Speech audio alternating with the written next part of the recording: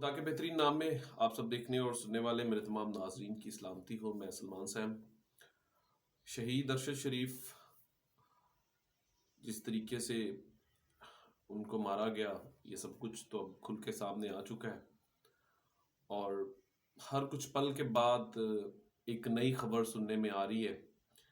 पहले कार हादसा बताया गया, फिर उसके बाद स्नैपर की बात चली कि किसी ने शूट कर दिया है चलती गाड़ी पे। इतनी तेज़ रफ्तार गाड़ी को जाहिर सी बात है आम पुलिस या कोई और वहाँ का मुकामी नहीं कर सकता जब तक कुछ खास ट्रेनर ना हो।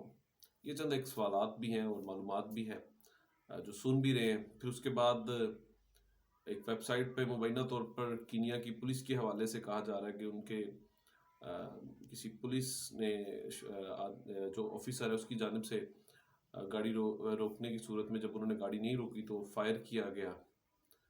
तो अब मुख्तलिफ बातें जो हैं वो अब सामने आना शुरू हो चुकी हैं और जब से मैंने इस खबर को सुना ज़ाती तौर पे इतना मेंटली डिस्टर्ब हो चुका हूँ और काफ़ी दफ़ा कोशिश भी की कि वीडियो बनाऊँ, बात करता हूँ, लेकिन एक अजीब सी फीलिंग है इसके बाद। और मेरे वालिद साहब जब सुबह बात कर रहे थे तो मैं बहुत ज़्यादा नींद में था और वो कुछ फासले पे ये बात कर रहे थे कि ऐसे ऐसे एक सहाफ़ी को मार दिया गया है।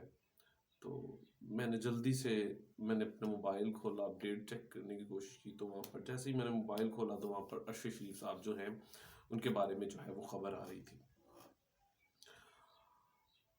ज़िंदगी में पहली बार ऐसा हुआ है कि मैं कोई अगर वीडियो बना रहा हूँ तो मेरे पास अल्फाज नहीं है।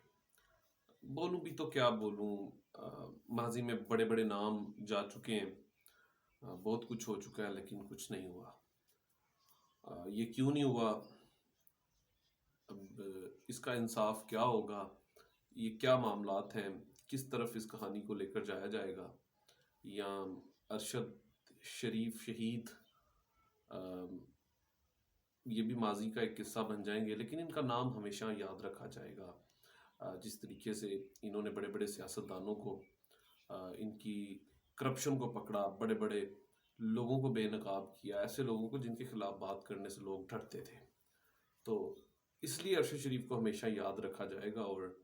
और मैं ज़ाती तौर पर अब आपको एक बात बताना चाहता हूँ कि अगर इस दुनिया में किसी को इंसाफ ना मिले तो एक और कायनात का जो मालिक है, एक हस्ती है जिसके पास हर तरह का इंसाफ मौजूद है और वो इंसाफ करने में कुदरत भी रखता है।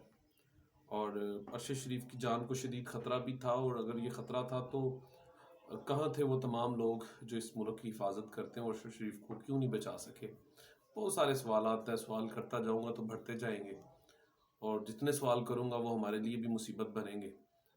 तो पता नहीं क्या होगा, आने वाला वक्त क्या होगा। अजान हो रही है इसलिए भी लोग को यहीं पे बंद कर रहा हूँ। अपना ख्याल रखिएगा। खुदा हाफिज़।